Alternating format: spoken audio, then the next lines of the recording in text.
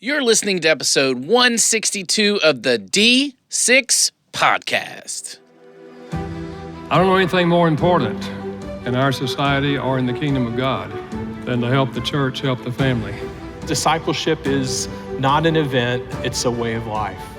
And one day it just hit me that discipleship at home was not about doing more. It was about inviting Christ into what we were already doing. The goal of family ministry is not families sitting on the couch holding hands and singing Kumbaya. The ultimate goal is families that love God, love people, and make disciples of all peoples. So that's why you're here. You're here to say 1 hour a week, as significant and as awesome as it is, we know that it's not enough and we want to be intentional with every hour. You're listening to the D6 Podcast. Here's your hosts, Ron Hunter and Jeremy Lee. This is the family ministry podcast that helps you connect the church and home. And Ron, we are coming up on Father's Day. Welcome to the podcast, my friend. Well, welcome yourself and happy early Father's Day to you. You know, it is one of my favorite holidays. I think I said this last year. I love to eat a good lunch and take a good nap, and I'm a good man on Father's Day if you give me that. That's right. And my goal is I'm growing some trees in our yard so that I can string a hammock my kids gave me a long time ago between those two. Might be a few years, so I might have to just go ahead and plant some posts. But when I think of Father's Day, I think of just napping in a hammock on a Sunday afternoon. Well, if you're not going to let the trees grow and you're going to try out the hammock, please record it for us, because that might be some good YouTube material. That's some mental imaging that I think people are laughing at right now. I hope you're not driving. Hey, listen, today's guest is, these two are some really fun folks. I remember I met Tammy a while back. I think we talked about it in the interview where I was in a booth at a conference, and Tammy just kind of showed up, and it was one of those moments where an hour later you're like, oh my goodness, we probably should have been doing something else, but here we are just talking. And she's the one who kind of taught me this term co-parenting. I had never heard it prior to her. You and me both. I remember the first lunch I had with her and Jay, and our D6 coordinator, Tim, was there. And I said, Tammy, define that term. And she said, yeah, Ron. And it made so much sense. I'm a child of divorce, as I think our audience knows.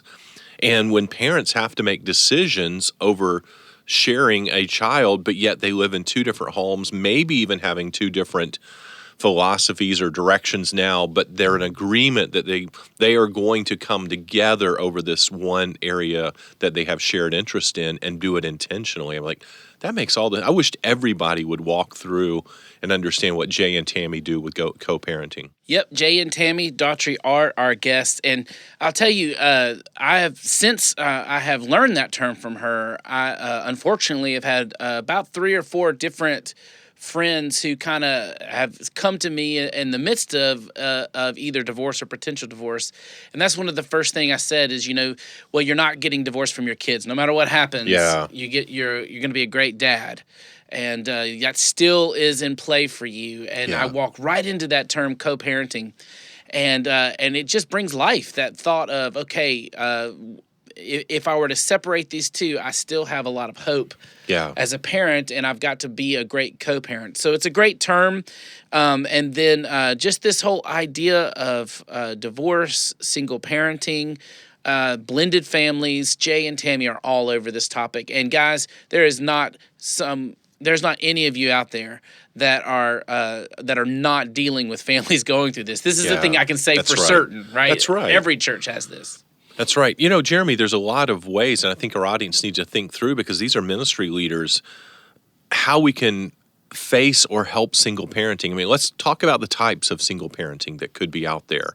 I mean, we've been friends with Tammy and Jay a while. You've been friends longer than I have. But I was reminded, as she's gotten some opportunities, she and Jay both have gotten opportunities to go minister to our military. Yeah. And when a soldier is deployed and one spouse is left here in the States, for a while they're a single parent who happens to be married. Those same dynamics go on. And our churches are ministering to our spouses of our soldiers. Yeah. That's one form. We certainly have widowed single parents. We have parents who are parenting with a spouse is incarcerated. We have divorce. There's a number of them. And we have, unmarried moms who, through choices, unfortunately, they found themselves as a mom earlier in life than they anticipated. And the church can step in and redeem that in a very powerful way.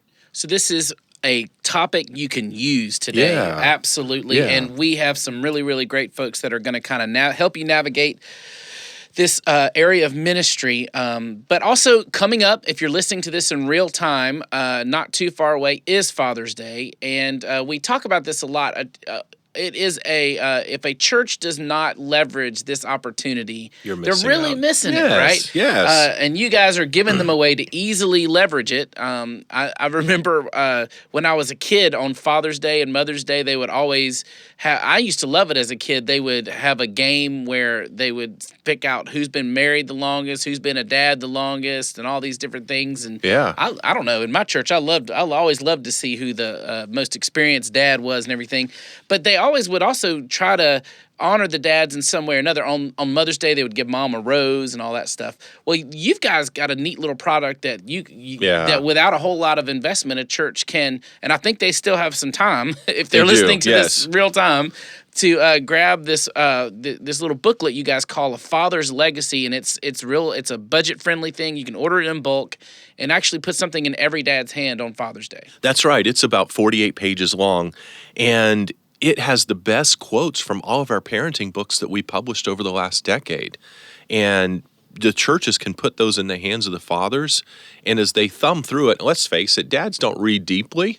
So we're just giving them a snippet on every page. Mm-hmm. And every page is going to challenge them to think differently about their relationship with their kids. It feels like you're reading a book in tweets. Yes. And we're kind of used to reading in tweets. That's a perfect way to look at that. And, the price point, you're right, $2.99 for one, and then they start going down based on, quantities for the churches. So this is a great win for churches to be able to go, hey, let's celebrate dads. Yeah. And we're worth celebrating, aren't we, Jeremy? Yep. So if you're listening to this and you're going, oh, I totally forgot Father's Day's coming up. Hey, we got you. Just go to d6family.com, look at the store, grab it, and you're good. And then you can just go back to whatever it was that you were doing. In fact, we are going to go back to our first break of the podcast, and then right after we're done, we're going to bring Tammy and Jay Daughtry to you, and they're going to be talking about this whole idea of co-parenting, divorce, blended family, and this whole segment of families that are in your church that need your help and love and ministry. They're going to show you how to do it right after the break.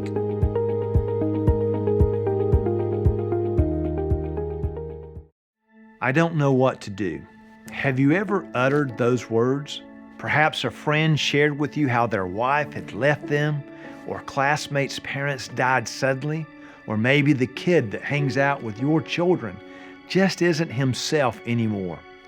There are a lot of hurting people all around us, and we are faced with their problems every day. I'm Eddie Moody. I've worked as a counselor, a psychologist in correctional facilities, and as a pastor. I've observed that there is a lot that regular people can do to help a family member or friend as they're going through some difficult times. I hope you will use this book, First Aid for Emotional Hurts, to answer the call to help those God places in your path.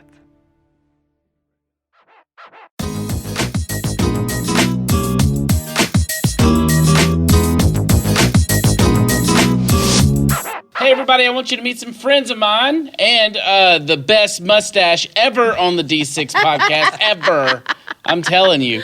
Jay and Tammy Daughtry, welcome, guys. I'm glad y'all are here. Thanks for having us. We're very excited. Jay and Tammy founded Co-Parenting International to address the topic of post-divorce parenting.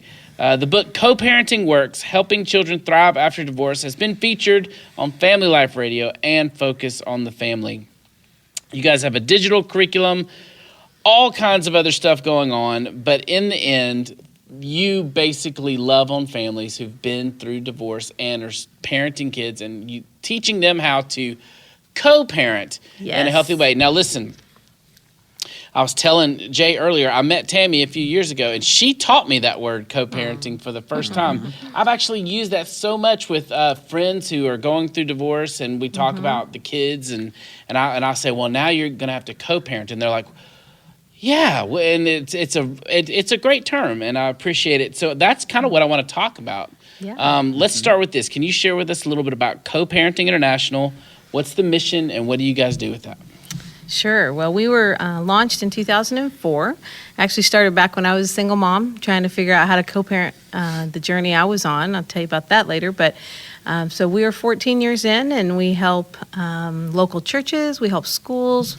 We're actually doing some great work with military bases, training chaplains who work with soldiers, and even pregnancy centers. It's so cool, Jeremy. Pregnancy centers are picking up our One Heart, Two Homes resource to help co-parents who have surprise pregnancy and start out as co-parents in the beginning. It's pretty radical.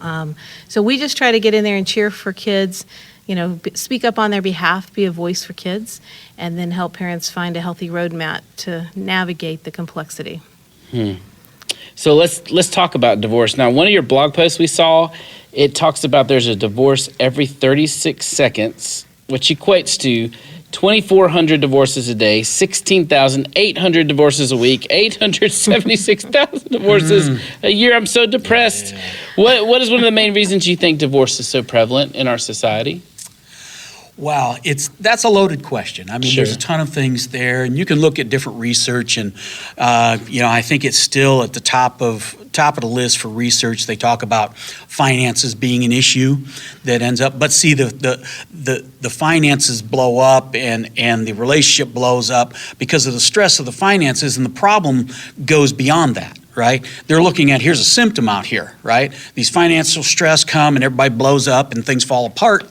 But it starts before that. And I think we have a cultural phenomenon right now, many of them actually, but one in particular that I think is impacting divorce is the lack of emotional maturity.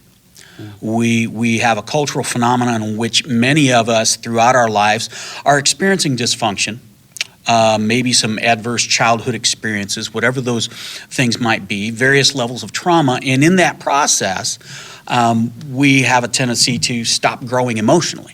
Now we continue toward maturity, physically and so forth, and then we find ourselves as adults, but we're processing emotion a lot of times as adolescents, which, as we know, there's not a whole lot of regulation there. That's part of the task, right? I mean, kids come into the world with no filter and no regulation, and along the way, we figure out how not to cry every time we want something, or scream or hit. And so along the way, anyway, culturally, we've kind of gotten to this place where we've missed some real important hallmarks in this process of maturing, and so we end up going into these adult relationships looking and feeling like adults, but emotionally being kind of more in an adolescent place. And so where's that feed us into? Well, how's our communication going to look, right? So now we find ourselves having lived in these unhealthy communication patterns, and we come into this very important relationship, and we're all full of love and joy, and we're ready to start things out. And the first time we come across a difficult situation, miscommunication happens. Well, early on, we kind of, slough that off, move forward, blah, blah, blah. But as we get into the trenches of a long-term personal relationship, all of a sudden we realize, okay, I'm getting a little frustrated here because whatever's happening and it continues to happen. Well, we've got an unhealthy communication pattern. Okay, so we're emotionally mature, which leads to these unhealthy communication patterns, which leads to the inability to resolve conflict. How can we resolve a conflict if we don't know how to communicate well? And see, we do a great job of communicating content, but communication is much deeper than that. Communication is emotional. We communicate content, and that's good. Say what you need to say, right? But now you have to say what you mean. And to be able to do that well is not easy. Now, the good news is, communication is a learned skill, right? And so in this process, finding folks along the way who can come alongside you, and help you figure out, okay, so if we need to move along in our emotional maturity, how do we do that? There's ways to do that. And then in our relationships, well, how then can we communicate better and not just say stuff, but speak heart language, emotional language, and speak about how we're feeling and why we're feeling that. And in that, we start to get empathy, because let's face it, we're in this relationship with that person because we love them. Right? Mm-hmm. So if I know you're hurting, well, that's going to touch me. That's going to bring some empathy. And that empathy then provides an opportunity for us to really communicate and reciprocate to one another. And that's the part that is deeply lacking in the communication process, that leads us to a place where you get a conflict going and someone just says the wrong thing the wrong way or whatever it is, and we're communicating lots of content, but no one's hearing each other's heart. And so then we feel like we're invalidated, and that makes us more frustrated. And pretty soon we're all into the back part of our brain, which is where all the fire and emotion's coming from.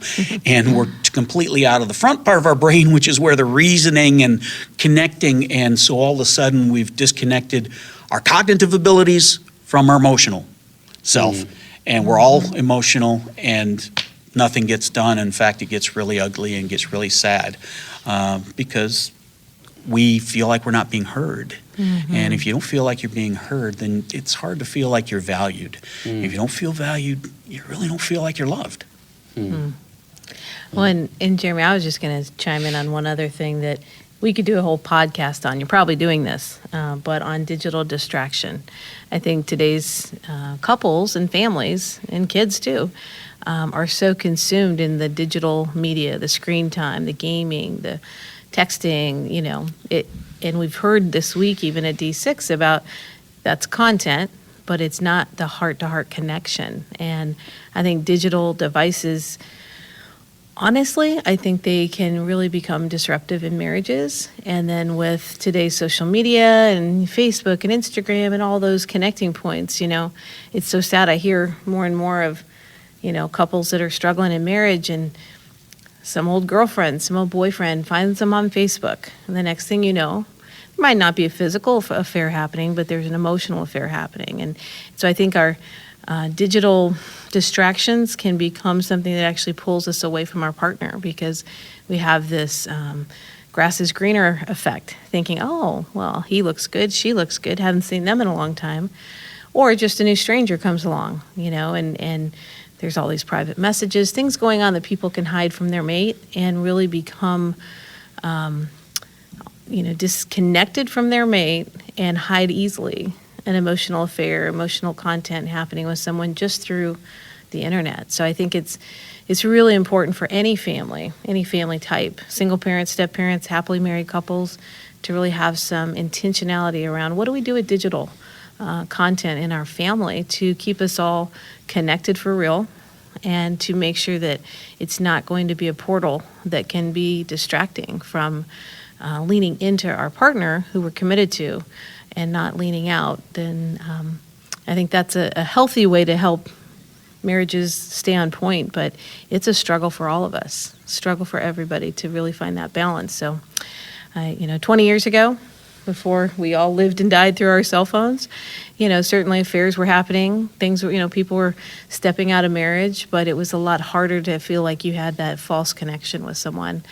And I think the digital element of our society is probably, research is probably going to show 10 years down the road that that's a very big contributing factor to how families fall apart. All right, so how did helping children with topics of divorce, grief, and co-parenting become a passion of yours? Well, I get to go first. All right. Well, I was an event producer in the music industry, came to Nashville to work in the music industry. Yeah. Oh, you didn't know that? Mm-mm. Yeah, worked at Word, Warner, and Sparrow, and had an incredible career. Thought I'd retire producing events, conferences, just like D6 even. And I was married for 8.5 years, 5 years of counseling, really trying to keep that marriage healthy. And unfortunately, near the end of that, with a 1-year-old daughter, I found myself at the fork of the road and becoming a co-parent. And so through counseling and through other folks, I was reaching out, trying to find healthy tools on, okay, how now we're still going to be parents, we're divorcing. This fork in the road is not anything we grow up and hope will happen in our story. And I come from some brokenness in my own parents. And so I knew quite a bit of what was at stake. I knew what potentially could disrupt our daughter's life. I knew a lot of the do's and the don'ts, but I wanted to find people 5-10 years down the road who were doing a great job, who had actually found a way to co-parent. And so I started asking a lot of friends, and even especially friends in publishing, hey guys, where are the books, the resources, the digital curriculums that are a deep dive on healthy co-parenting?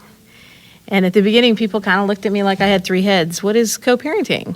They thought I meant step-family, which is certainly a part of co-parenting eventually. But I said, no, it's the beginning of bio mom and dad children coming from that relationship and now being lived out in 2 homes. And I started even saying to my own attorney, this co-parenting process is like a child who's going to have 1 heart and 2 homes. I started saying that when my daughter was 1. And some of the decisions I was trying to figure out how to make, I was trying to find who knows what the smart choices are for the long run. And so anyway, just 4 or 5 years of kind of shaking the tree, asking questions, and eventually God said, Tammy, do something about it.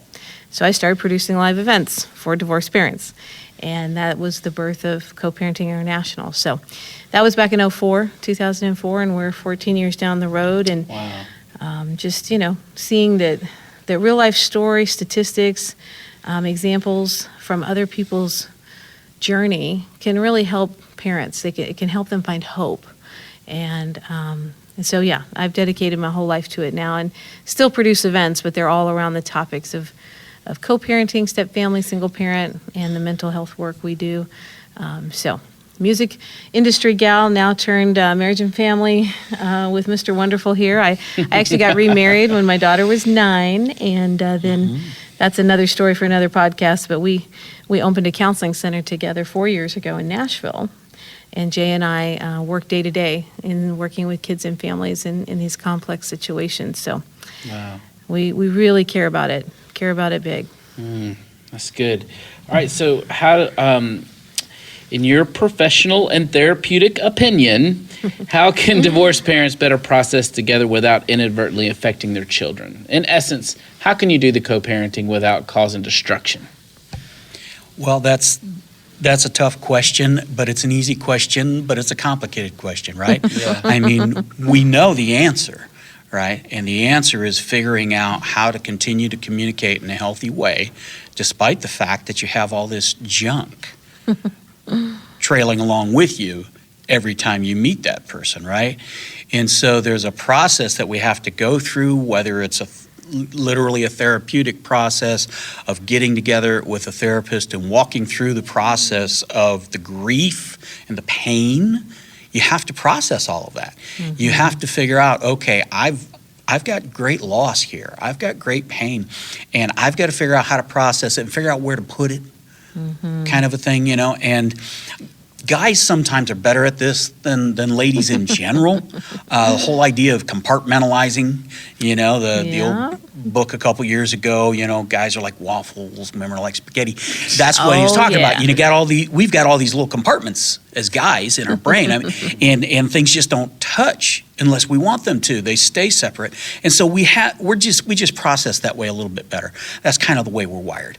So for guys, compartmentalizing all of that pain might be a little easier, and it may not be. I mean, it's a general idea, but it doesn't necessarily mean guys are going to go through this whole process and, be unscathed emotionally. That's not the case.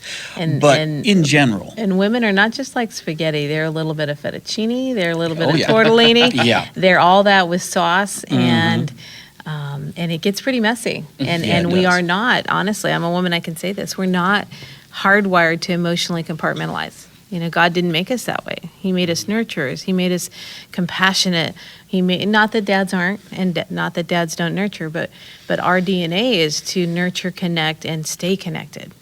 And it is very hard for women to emotionally compartmentalize this pain and grief and loss that Jay's talking about, and make a decision to shift the focus forward on being a parent and no longer being in a couple and a personal relationship, but becoming a parent.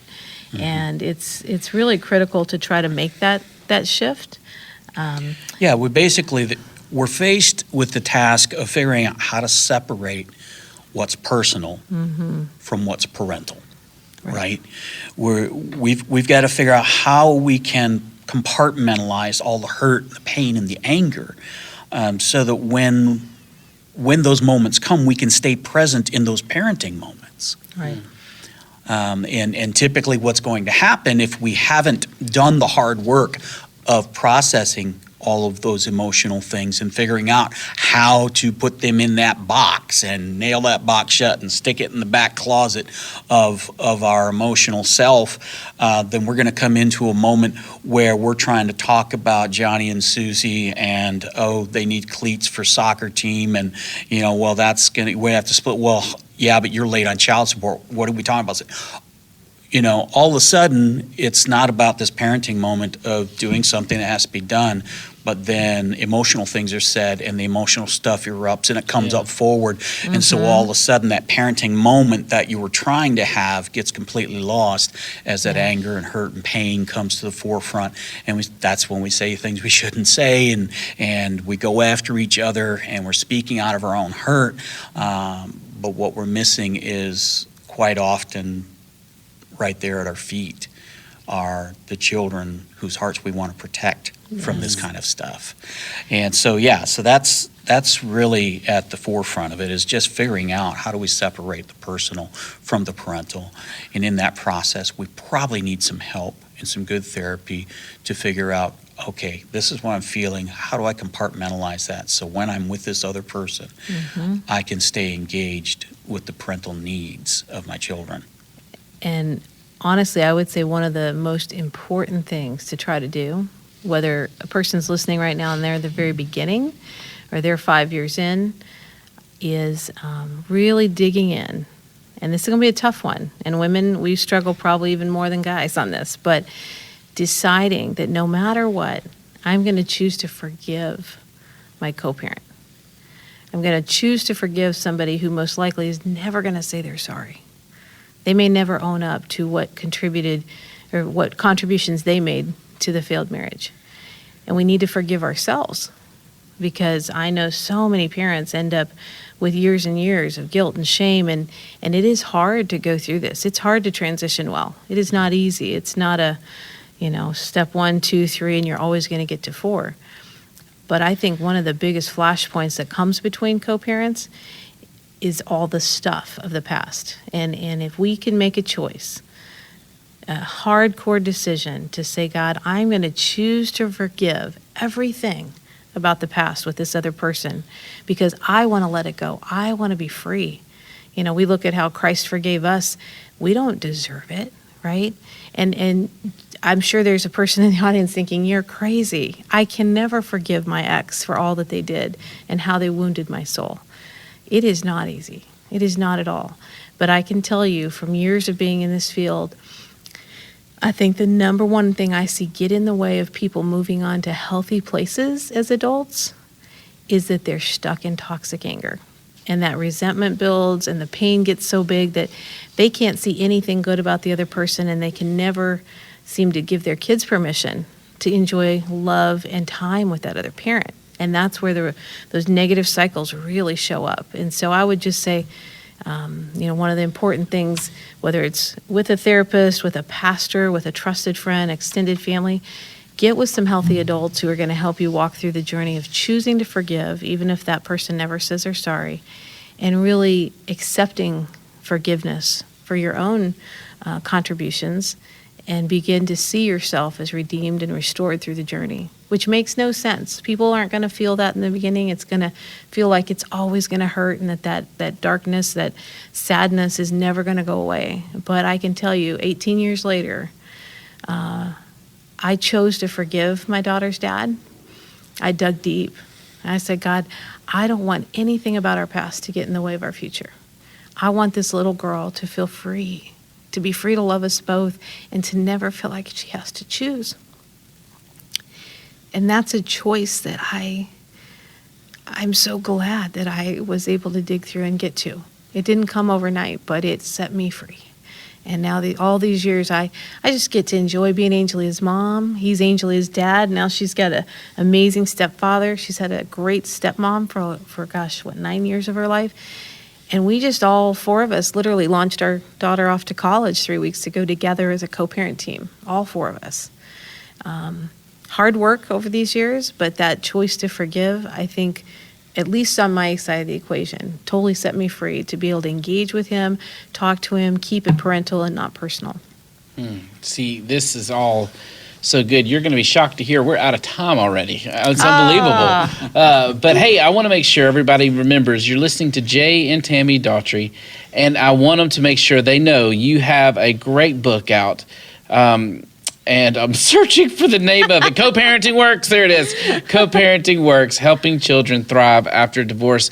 There's also things like One Heart, Two Homes that we want to make sure that you guys hear about. That's a course that they can jump in on and be a part of. Mm-hmm. All of this is available at coparentinginternational.com. I've given your site out so many times. We all, whether we are in a co-parenting situation or not, even if we have friends who are entering into that, one of the best gifts you can give on behalf of the children that are represented is to direct them to Jay and Tammy's website so that they can begin resourcing and preparing for the co-parenting process. Hey guys, thank y'all for being with us. Thank you so much. We really, really appreciate it.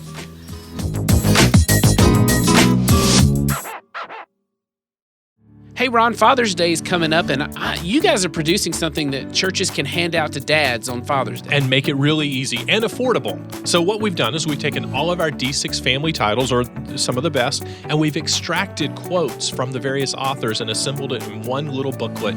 It's about 32 pages, full color, and it's affordable, and it's a size dads would actually read. It's called A Father's Legacy. I've actually got a copy of it in my hand. It looks great, graphic designed, and it's just a gift book kind of thing. And in the front, there's a place where it says a gift for and from and date where you can personalize it.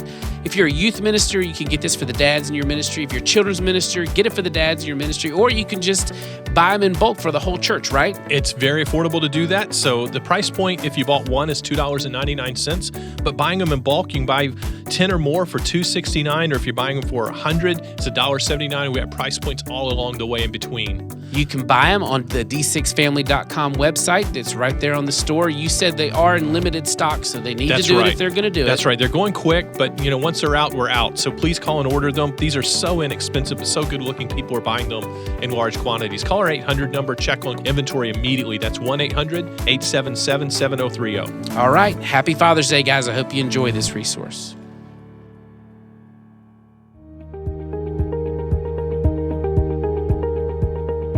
Well, our thanks go to Tammy and Jay Daughtry. These guys are just full of energy. You can kind of tell during the interview. Absolutely.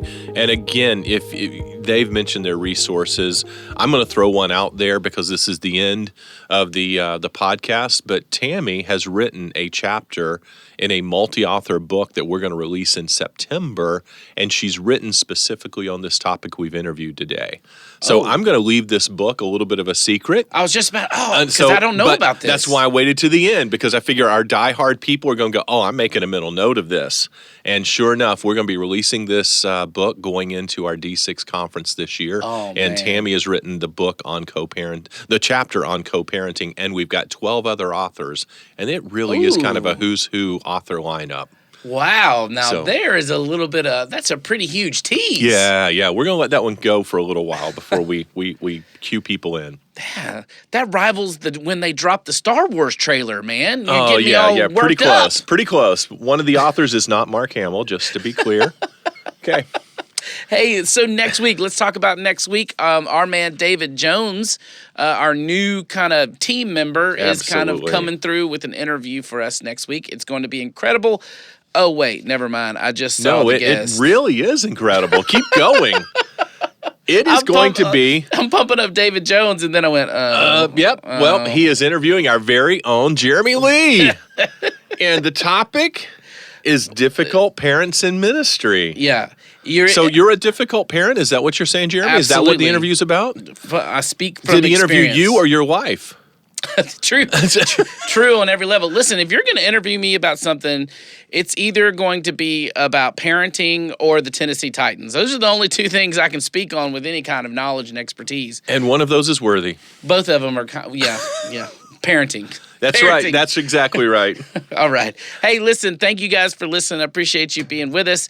It was a great show today. We're hopefully going to try to bring something to you next week. Please tune in. Thanks for all of the love and devotion to the podcast. Just know we love you guys as well. Have a great week of ministry.